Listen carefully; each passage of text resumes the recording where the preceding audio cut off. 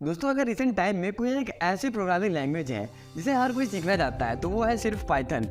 क्योंकि पाइथन का यूज़ करके आप सॉफ्टवेयर भी डेवलप कर सकते हैं, वेबसाइटें भी बना सकते हैं। डाटा साइंस में भी पाइथन का यूज़ होता है, आर्टिफिशियल इंटेलिजेंस में भी होता है और मशीन लर्निंग में भी पाइथन का यूज़ किया जाता है। इसीलिए पाइथन डेवलपर्स की डिमांड बढ़ती जा रही है। करंट टाइम में पाइथन एक इन डिमांड स्किल है और ऐसे में अगर आप भी पाइथन सीख कर एक हाई पेइंग जॉब पाना चाहते हैं या अपने आप को अप स्किल करना चाहते हैं तो दोस्तों आज की वीडियो में हम आपको पाइथन डेवलपर बनने के कंप्लीट फ्री रोड मैप के बारे में बताएंगे और साथ ही आपको कुछ फ्री कोर्सेज एंड रिसोर्स भी प्रोवाइड करेंगे। तो चलिए बिना देरी करते हुए स्टेप बाय स्टेप अपने रोड मैप को देखते हैं। दोस्तों पाइथन सीखने के ऐसे कई सारे एडवांटेज हैं जो इसे बाकी प्रोग्रामिंग लैंग्वेज से बेटर लैंग्वेज बनाती है और plus data analytics, machine learning, artificial intelligence, data visualisation जैसे ट्रेंडिंग फील्ड्स में पाइथन का ही यूज किया जाता है। तो फिर चलिए पाइथन सीखने के पहले स्टेप की बात करते हैं।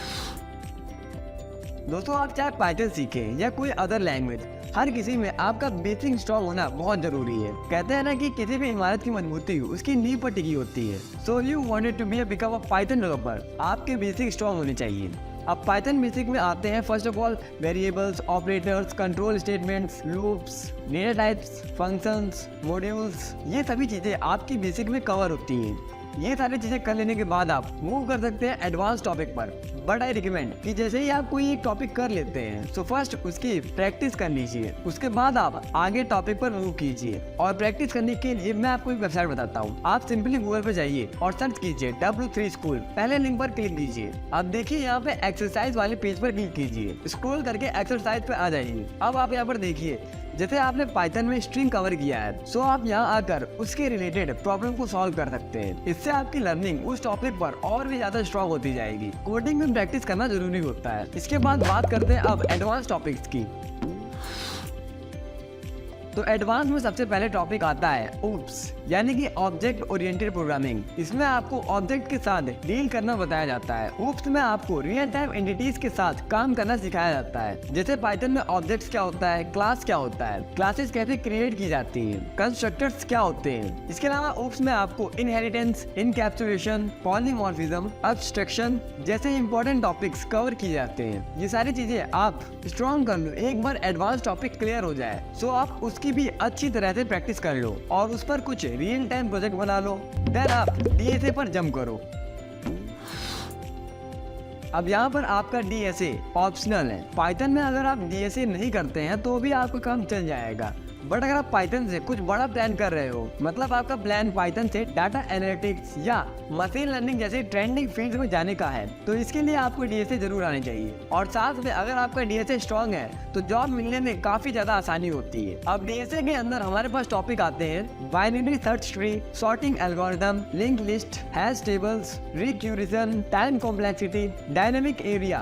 तो ये कुछ टॉपिक है जो डीएसए के अंदर है और जो आपके स्ट्रॉन्ग होनी चाहिए। इससे आपको काफी हेल्प होगी जब आप बड़े प्रोजेक्ट पर काम करोगे या जब आप जॉब्स के लिए अप्लाई करोगे। अब तक हमने पाइथन में बेसिक से एडवांस की बात की, हमने ओप्स की बात की, डीएसए की बात की। अब पाइथन में सबसे मजेदार चीज की बात करेंगे, लाइब्रेरीज। पाइथन में बहुत सारी लाइब्रेरीज हैं जिससे आप अपने काम को कर सकते हैं। लाइब्रेरीज का यूज करके आप प्रोजेक्ट बना सकते हैं। जैसे आपको वेब ब्राउजर को ऑटोमेट करना है तो आप सेलेनियम लाइब्रेरी का यूज कर सकते हैं। अगर आपको वेब स्क्रैपिंग करनी है तो आप ब्यूटीफुल शॉप जैसी लाइब्रेरी का यूज कर सकते हैं। अगर आपको एपीआई के साथ काम करना है तो आप रेस्ट फ्रेमवर्क को यूज में ले सकते हैं। अगर आपको वेबसाइट डेवलप करनी है तो आप जैंगो, फ्लास्क जैसी लाइब्रेरीज का यूज कर सकते हैं। ऐसे ही आप छोटे छोटे प्रोजेक्ट बनाकर अपने रिज्यूमे को स्ट्रॉन्ग कर सकते हैं। दोस्तों यहाँ तक आपकी पाइथन प्रोग्रामिंग कंप्लीट हो जाती है। इसके बाद आप जितनी प्रैक्टिस करते हो उतनी आपकी लॉजिक बिल्डिंग स्ट्रॉन्ग होती जाती है। इसके बाद आप और एडवांस टॉपिक जैसे डाटाबेस पर मूव कर सकते हो। जैसे कि हमने वीडियो में कहा था कि अगर आप पाइथन पे कुछ बड़ा प्लान कर रहे हो तो आपको डाटाबेस आना जरूरी है। डाटाबेस की बात करें तो ये भी दो तरह के होते हैं, एसक्यूएल और NoSQL। हम रिकमेंड करेंगे एज अ बिगिनर लेवल पर आप स्क्वेल डाटाबेस से स्टार्ट करें। स्क्वेल डाटाबेस में आप MySQL कर सकते हैं। एक पाइथन डेवलपर के लिए डाटाबेस की स्ट्रॉन्ग जानकारी होना मायने रखता है। इसीलिए ध्यान रखिएगा, डाटाबेस में आपको बेसिक क्वेरी के साथ साथ एडवांस थ्योरी भी आनी चाहिए। डाटा को ज्वाइन करना आना चाहिए, पोस्ट करना आना चाहिए। अब इतना करने के बाद आप as a entry level Python developer के तौर पर काम कर सकते हैं, जिसमें आपको मिलने वाली salary 3 to 8 lakh per annum होती है। और जैसे जैसे आपको इस फील्ड में एक्सपीरियंस होता जाएगा, आपको मिलने वाली सैलरी में इंक्रीजमेंट होती जाएगी। और हम बात करते हैं उन कोर्सेज की जहाँ से आप पाइथन को इजीली सीख सकते हैं। तो हमारी वीडियो का सबसे पहला कोर्स आता है Python full tutorial for beginners. ये 17 घंटे का कोर्स है, जिसमें आपको पाइथन इंस्टॉलेशन से लेकर पूरी पाइथन बेसिक कवर की है विद प्रैक्टिकल एक्सरसाइज।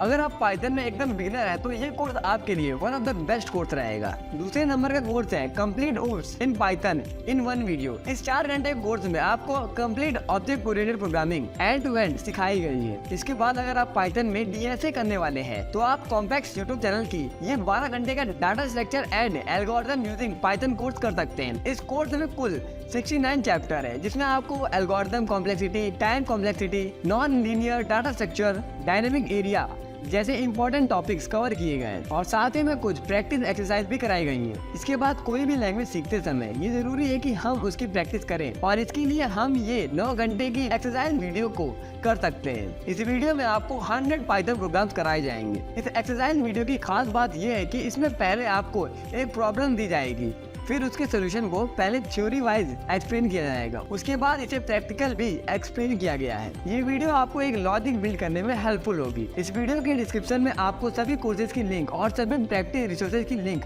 मिल जाएगी। इसी के साथ इस वीडियो को यहाँ पर एंड करते हैं। अगर आपको ये वीडियो इन्फॉर्मेटिव लगी हो तो वीडियो को लाइक, चैनल को सब्सक्राइब जरूर करना। तब तक के लिए कीप वॉचिंग, कीप लर्निंग।